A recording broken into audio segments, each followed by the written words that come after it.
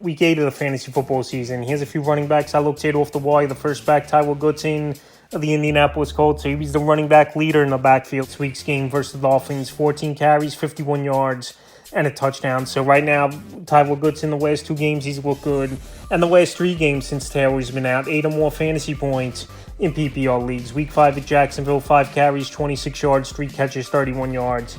Week 6 at the Titans, 8 carries, 51 yards, 4 catches, 14 yards. And Week 7 versus Miami, 14 carries to 51 yards and a touchdown. I know Trey Sermon towards the end of the game was closing out a little bit for this Indianapolis Colts team, but Tyler Goodson definitely looked like the better running back, in my opinion, for this Indianapolis Colts team. So we'll see if Jonathan Taylor returns Week 8 at the Houston Texans. A high ankle sprain usually takes anywhere from 3 to 6 weeks, and that's obviously what Jonathan Taylor has. And this Colts team, since he's been out, have won 2 out of 3, which is pretty solid. So we'll see if Taylor's back 100% next week.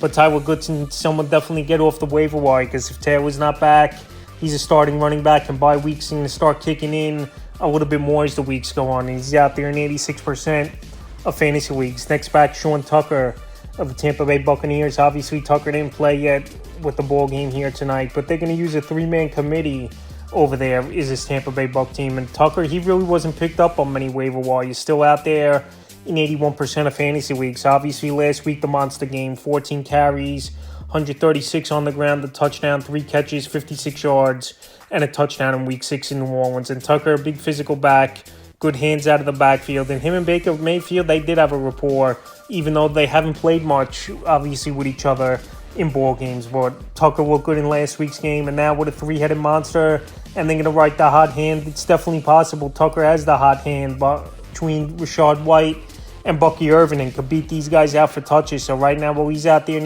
81% of fantasy leagues, and obviously you only still have until tonight to pick him up before the Monday night game starts.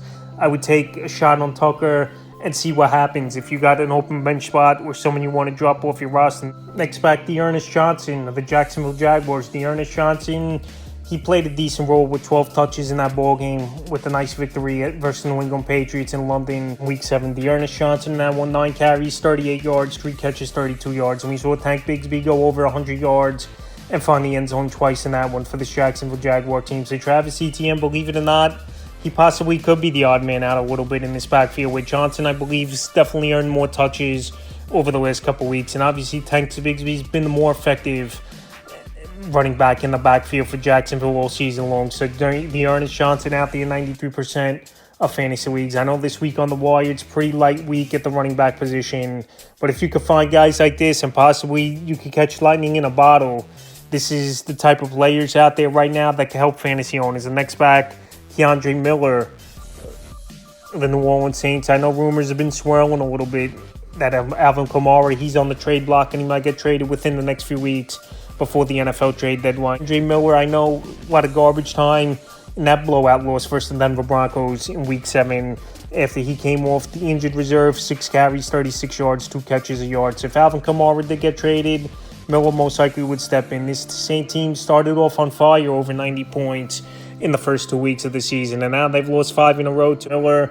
Like I said, not really someone you're going to plug into the starting lineup, but definitely someone to take a flyer on and a handcuff running back, especially trade happens with Kamara getting dealt from this New Orleans Saints team, even though he said he's happy and he wants to say that, but we'll see what happens when the deadline comes up. So Keandre Miller, as a speculative ad, definitely an ad this week in the final running back. I look to edge Jermichael Hasty of the New England Patriots. He looked like the better back between Ramondre Stevenson and Gibson in that game, taking a screen touchdown for 16 yards in the first drive of the ball game for this New England Patriot team. So the last couple weeks, he's starting to get mixed in a little bit as Hasty. I know in Week 6, Stevenson missed a game, so he had 3 carries, 12 yards, a catch, 9 yards. And Week 7 at Jacksonville, 2 carries, I know, negative 2 yards, but 5 catches, 49 yards, and a touchdown. So Hasty, he's been around a long time. Former Jacksonville Jaguars, started off with the San Francisco 49ers as well. And right now, the deepest of leagues, I would give him an ad. But like I said, the running back position this week, not much going on. And I think Hasty, someone who had a decent pop game, is someone teared off the wire. Because like I said, he's looked like the better receiving back between him and Gibson over the last couple weeks. That's a few running backs I looked teared off the wire for Week 8 of the fantasy football season.